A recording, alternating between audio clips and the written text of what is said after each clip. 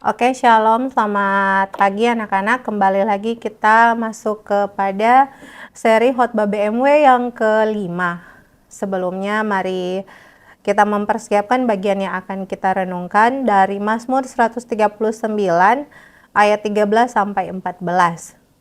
Mazmur 139 ayat 13 sampai ayatnya yang ke-14. Nah, untuk perenungan kali ini tidak ada khususnya untuk yang putra ataupun putri, tapi kita akan melihat bahwa tanpa filter sekalipun kita tetap berharga. Mari kita tundukkan kepala dan kita berdoa. Bapa kami dalam surga, kami akan masuk kepada perenungan yang akan membekali kami untuk senantiasa mengingatkan kami keindahan, keunikan, nilai kami di hadapan Allah secara identitas kami. Kami tidak hanya dikenal Tuhan dengan nama kami.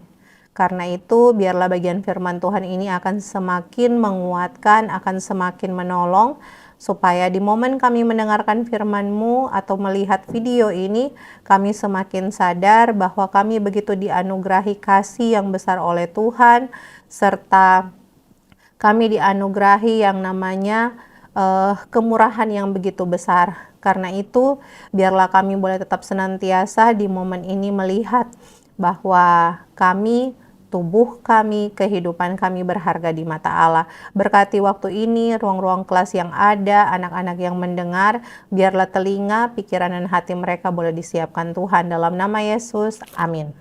Nah, anak-anak yang terkasih, Mazmur 139 ayat 13 sampai 14 Miss akan bacakan bagi kita.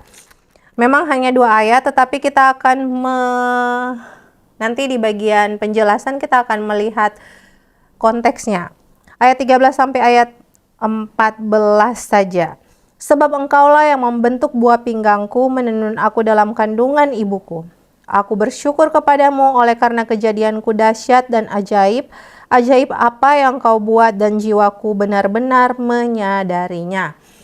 Nah, anak-anak, karena Miss memberikan judul bahwa tanpa filter kita berharga. No filter, we still worth it.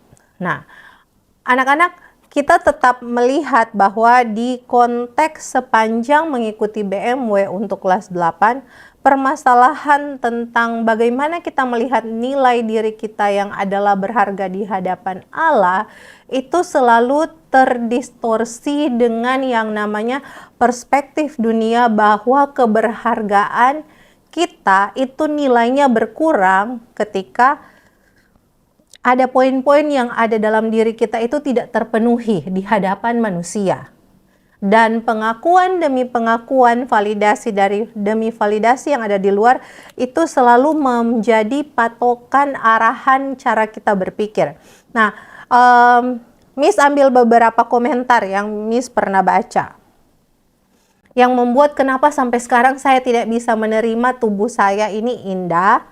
Saya tidak bisa menerima tampang wajah saya ini, bentuk muka saya ini, mata, telinga, hidung saya, atau saya tidak bisa menerima yang namanya kulit saya, gitu. Itu karena komentar-komentar begini. Misalnya contoh, perfect body, it means perfect life. Berarti tubuh yang ideal ya. Atau kayak be better, look better, be perfect.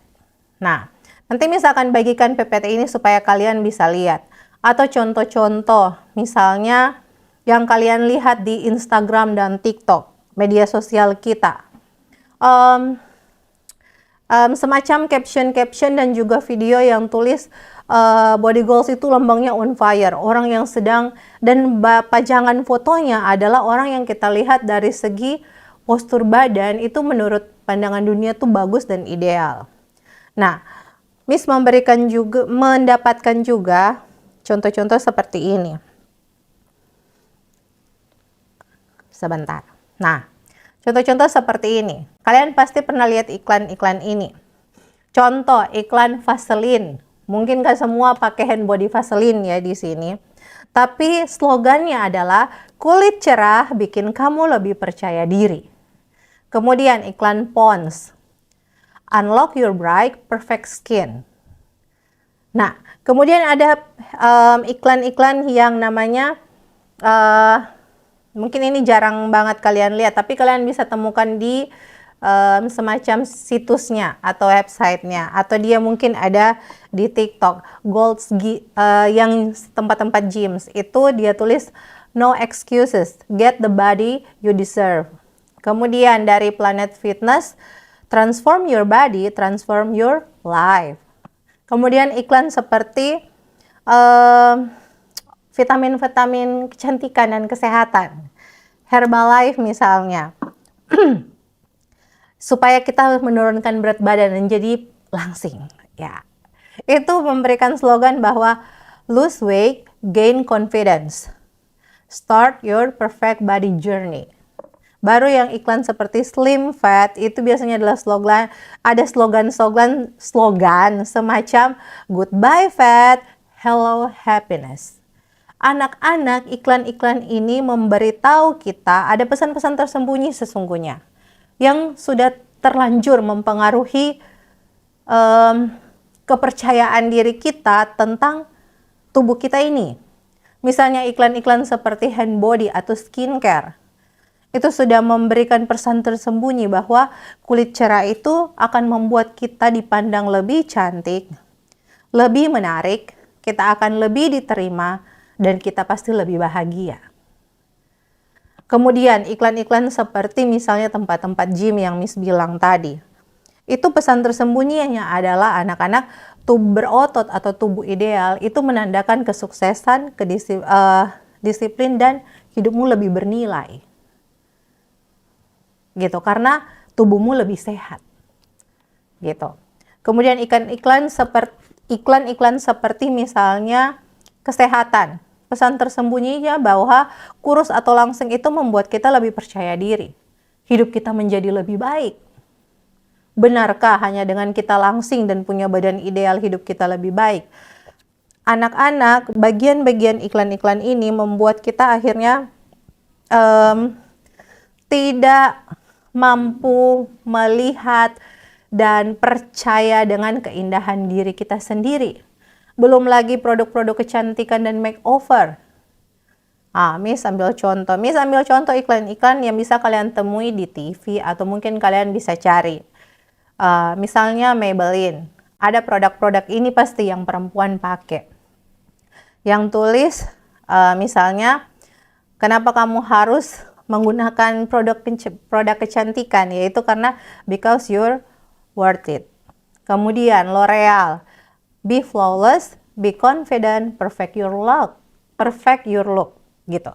Nah, seolah-olah anak-anak, penampilan kita, tubuh kita harus diperbaiki dulu, baru kita punya yang namanya kepercayaan diri, baru kita punya yang namanya kehidupan yang lebih baik, baru kita bisa diterima, baru kita bisa lebih bahagia, baru kita lebih bisa bernilai, dan kita bisa lebih cocok ada di tempat-tempat tertentu. Semua hal ini, Miss tidak bilang ini adalah sesuatu yang buruk, tetapi ini mempengaruhi cara anak-anak yang masih bertumbuh di dalam menilai identitas diri mereka. Kita menjadi merasa kurang hanya karena iklan-iklan dan komentar-komentar yang kita tidak sadari sebenarnya ada pesan tersembunyi yang akhirnya kita melihatnya, yang kita terima bahwa kalau kita melihat kepada tubuh kita yang menurut kita tidak seperti model iklan, kita akan melihat bahwa kita kurang. Dan Tuhan menciptakan kita tidak cukup indah dan tidak cukup baik untuk dilihat oleh sesama manusia. Nah, angkat tangan di sini. Nggak sekarang sih, tapi nanti di ruang kelas, coba nanti kalian boleh wali-wali kelas liatin. Angkat tangan bagi kalian yang bisa dibilang 60, di atas 50 lah. 50% semua foto, gambar-gambar tentang dirimu yang kamu posting di media sosial manapun, kamu sendiri atau bersama dengan siapapun, itu yang tanpa filter. Tanpa filter berarti contoh, misalnya Miss sedang rekaman sekarang.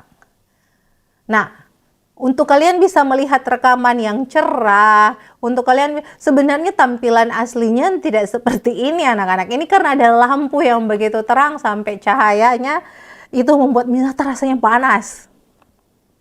Filter perlu ditambahkan supaya membuat video ini kalian tidak hanya mendengar perenungan yang bisa mengena hati kalian, tapi kalian bisa melihat visual Miss Nata yang setidaknya cukup menarik lah untuk diperhatikan video ini selama sesi ibadah. Tidak gelap, tidak kusam, tidak kabur, suaranya bisa terdengar, itu butuh filter. Kamera yang ini perlu disetting supaya badan Miss Nata tidak kelihatan terlalu lebar mungkin, atau misalnya tidak terlalu jauh, itu butuh filter. Kalau misalnya Miss mungkin khotbah langsung di kalian, bisa jadi tampilan Miss Nata di hadapan kalian, ya sama sih mukanya, tapi mungkin saja tidak sebagus ini. Nah, karena itu mari kita lihat, Allah membentuk kita bukan untuk dipajang menjadi model iklan. Anak-anak, ketika kita memakai yang namanya menjadikan diri kita sebagai produk brand-brand tertentu, berarti kita mau supaya kehidupan kita itu cocok layaknya model iklan tertentu. Ketika kita mengejar yang namanya bahwa saya berharga kalau kulit saya cerah, seperti model iklan di misalnya Vaseline atau hand body dan skincare yang lain, berarti kita menganggap bahwa kalau kulit saya cerah, saya sepertinya cocok untuk menjadi model brand itu. Atau saya merasa bangga saya sudah sama dengan model dari brand itu. Atau seperti slogan daripada gym, tempat-tempat fitness, bahwa kita melihat tubuh kita yang ideal, yang laki-laki berotot ini, otot di sini. Kemudian yang perempuan tubuhnya itu menjadi lebih langsing dan berbentuk seperti gitar mungkin maksud kalian, atau biola atau apalah, itulah yang membuat saya bisa dipajang menjadi brand daripada ini. Termasuk dengan ketika kita mengkonsumsi vitamin-vitamin untuk menguruskan diri, atau mungkin merasa bahwa kita tidak cukup langsing, tubuh kita belum cukup ideal. Bagian-bagian yang sedang kita usahakan, atau misalnya anak-anak yang masih di pikirannya masih diintimidasi oleh iklan-iklan ini, iklan skincare, iklan makeover, iklan daripada hand body atau salon-salon tertentu yang menanamkan yang namanya pendapat di dalam pemikiranmu bahwa kehidupan saya lebih baik, saya lebih bahagia, saya lebih bernilai, dan jelas saya akan lebih percaya diri ketika saya seperti ini. Itu adalah intimidasi yang dipakai kuasa jahat untuk kamu tidak bisa melihat keunikan dan juga keindahan Tuhan di dalam menciptakan kita. Mari kita lihat bagaimana Mazmur menanggapi teks yang kita baca. Sebelum Daud memberikan komentar tentang dia tahu dan dia sadar dia adalah ciptaan Tuhan yang dibentuk dari buah pinggang, yang ditenun di dalam kandungan, dan dia memberikan komentar bahwa dia begitu bersyukur karena Tuhan membentuk dia, membuat dia, menjadikannya dengan begitu teliti dan sempurna. Sebelum ada pujian ini, gitu, anak-anak, Daud menyadari bahwa Tuhan itu Allah yang Maha Tahu. Ayat 1-6 menggambarkan tentang Allah kita yang Maha Tahu.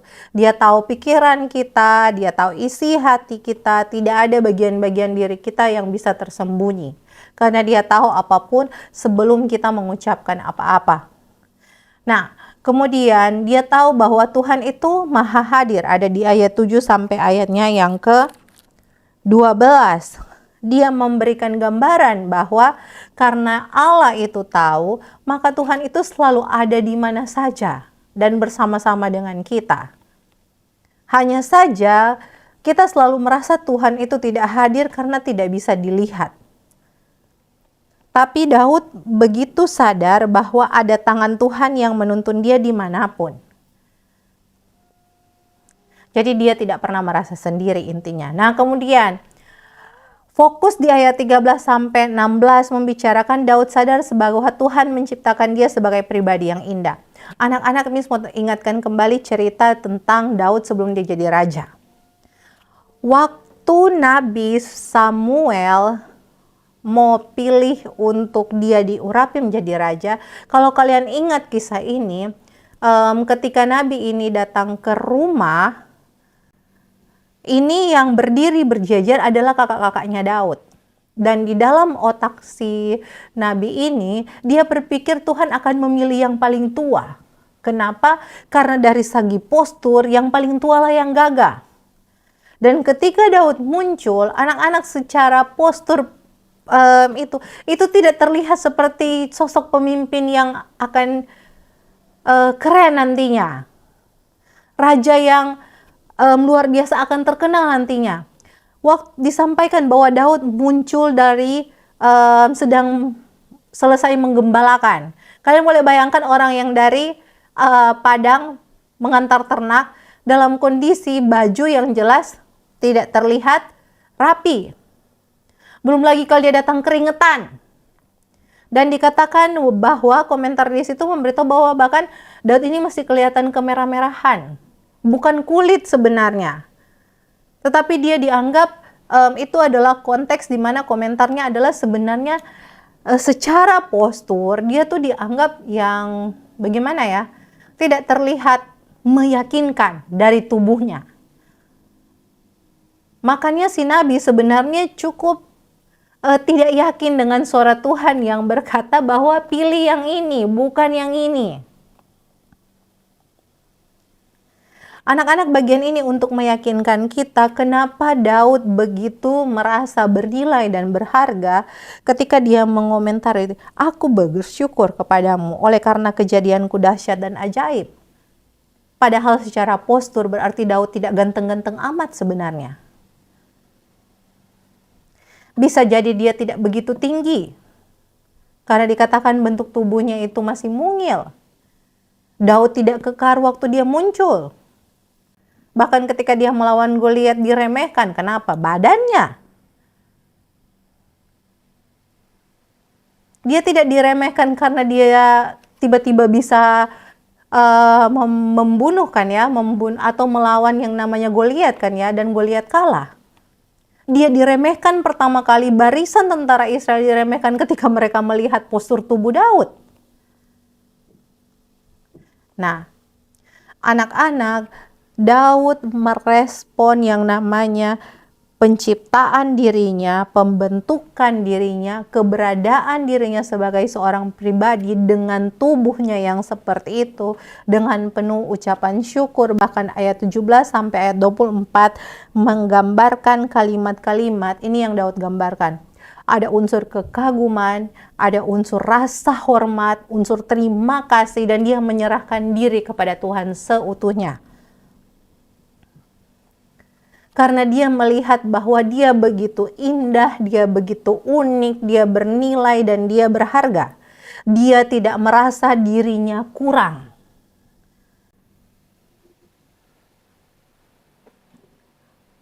Bagian ini kenapa terus-menerus diingatkan? Bahkan ini sudah seri yang kelima.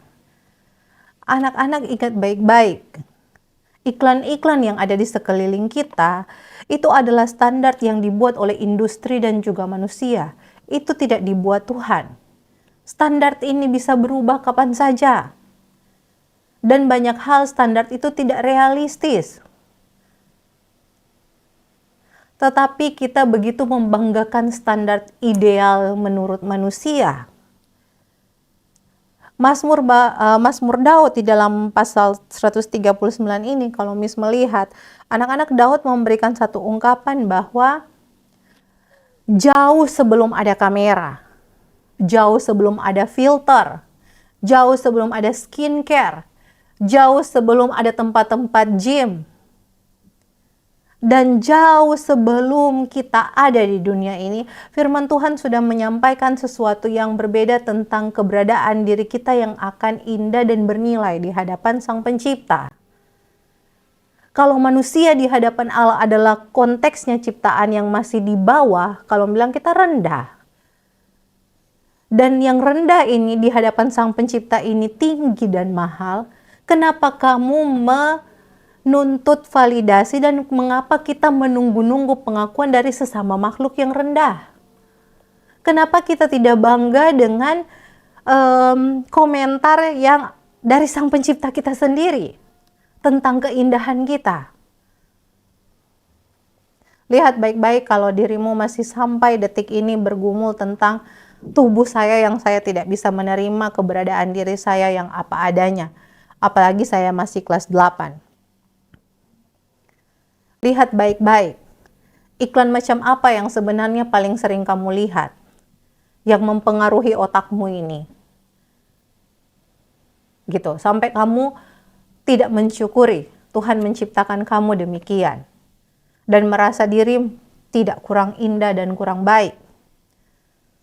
Sebenarnya pesan macam apa anak-anak yang kamu pegang sampai sekarang tentang tubuh-tubuh yang ideal ini atau badan yang body goals ini sebenarnya badan. Kenapa kita pengen seperti itu? Kamu pengen bahagia.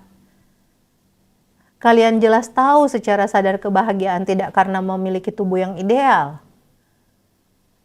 Kalian yakin hanya dengan punya tubuh yang ideal dan istilahnya body goals ini kita hidup sukses dan juga hidup happy ending?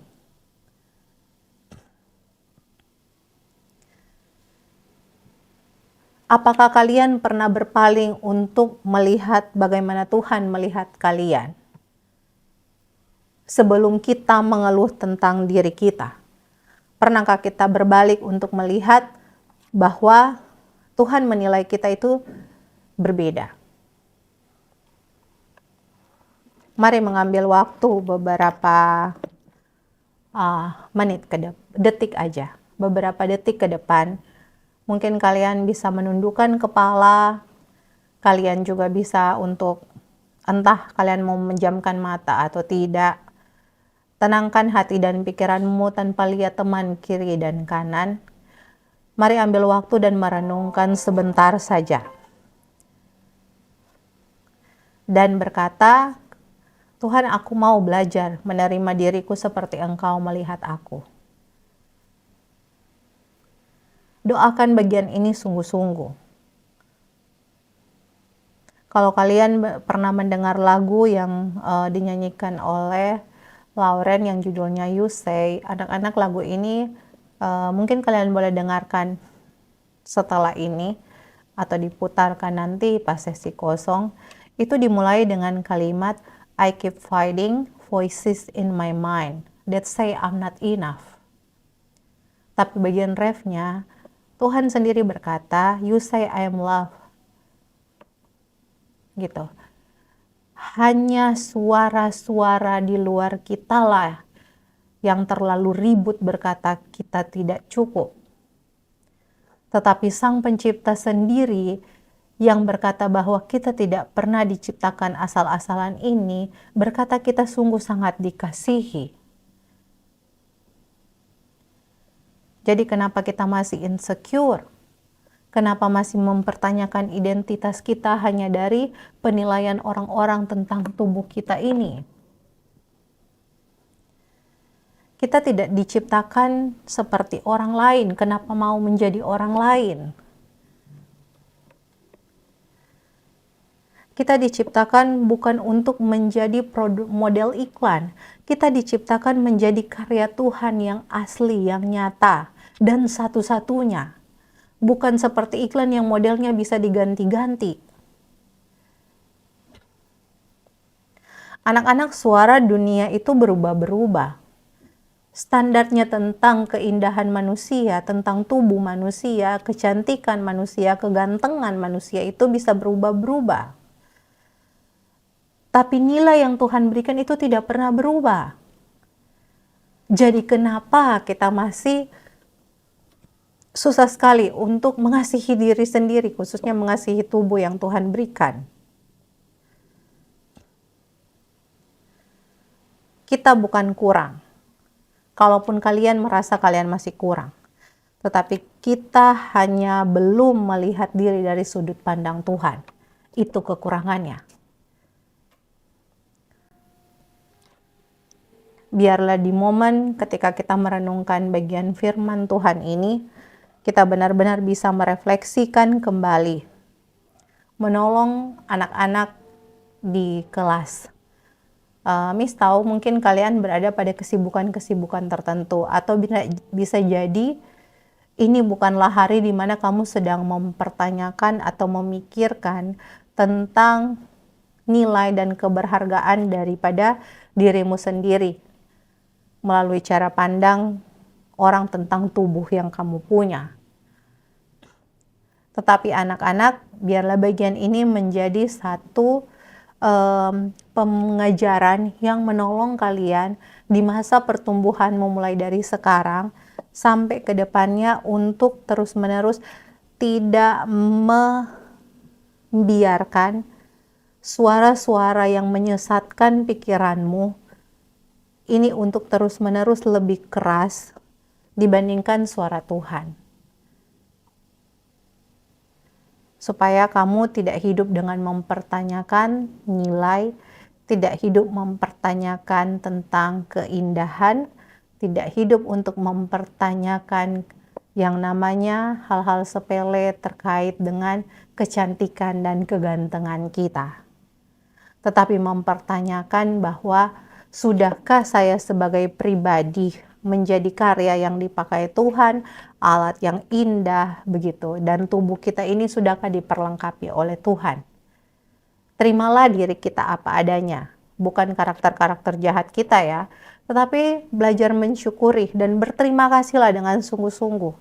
Karena tubuh kita ini diciptakan dengan begitu detail oleh Tuhan, dan Tuhan tahu kita unik dan beda dari yang lain. Kita tidak diciptakan sama, karena dari sudut pandang Allah, beginilah kita indah. Kalau kita memang tidak sama dengan yang lain. Mari kita tundukkan kepala dan kita berdoa. Bapa kami dalam surga, bersyukur dan berterima kasih untuk waktu di mana kami merenungkan firman Tuhan. Biarlah bagian-bagian yang sederhana ini boleh kami tanamkan dalam pikiran kami. Kami mungkin sudah mendengar ini berkali-kali tentang kami berharga di mata Tuhan dan identitas kami tidak perlu kami pertanyakan. Tetapi ketika datang momen-momen atau waktu-waktu di mana kami mulai meragukan kebaikan Tuhan, kasih Tuhan, nilai diri kami di hadapan Tuhan dan di hadapan, khususnya di hadapan sesama manusia, hanya karena suara dan juga komentar-komentar yang melihat bahwa kami memiliki yang namanya kekurangan serta kami tidak cukup sebagai seorang pribadi, biarlah Tuhan Engkau akan menolong supaya kami punya kekuatan untuk menyingkirkan, untuk menghentikan, untuk membungkam setiap suara-suara yang menyesatkan pikiran dan juga hati kami. Dan kami mau belajar untuk bersyukur serta berterima kasih tentang bagaimana Tuhan menciptakan kami. Terima kasih Tuhan menciptakan kami dengan lengkap. Terima kasih Tuhan menciptakan kami dengan tubuh yang bisa berfungsi dengan baik sampai sekarang. Terima kasih Tuhan menciptakan kami dan khususnya bagi kami yang bisa tetap sehat sampai sekarang. Terima kasih Tuhan menciptakan kami dengan organ-organ yang bisa berfungsi dan bisa kami gunakan sampai sekarang. Kami berterima kasih dan bersyukur untuk setiap bagian-bagian yang bahkan tidak kami perhatikan yang Tuhan pelihara di tubuh kami ini. Karena itu Tuhan, ajarkan kami untuk tidak hanya berterima kasih, tetapi sebagaimana Tuhan menciptakan kami sebagai pribadi dan alat Tuhan, Tuhan yang akan memperlengkapi tubuh ini, Tuhan yang akan memakai tubuh ini, Tuhan yang akan mengambil alih tubuh ini, supaya kami bisa menggunakan setiap bagiannya untuk melakukan pekerjaan-pekerjaan baik yang bisa saling memberkati dan mempermuliakan nama Tuhan, supaya melalui tubuh kamilah kami mengerjakan yang namanya kesaksian hidup kami, supaya orang-orang yang melihatnya mempermuliakan Tuhan yang kami kasihi. Kami menutup untuk sesi chapel kami di hari ini dengan pertolongan Tuhan, berkat dan kasih serta damai sejahtera Tuhan saja kami dimampukan untuk saling memberkati, saling mengasihi, dan saling melayani, serta menghargai di sepanjang kami beraktivitas satu dengan yang lain, serta tetap senantiasa mempermuliakan Tuhan dengan setiap kegiatan dan aktivitas yang kami kerjakan di sekolah maupun ketika kami akan pulang. Terpujilah Engkau Tuhan Yesus Kristus, di dalam nama Yesus kami berdoa dan menutup chapel kami. Amin.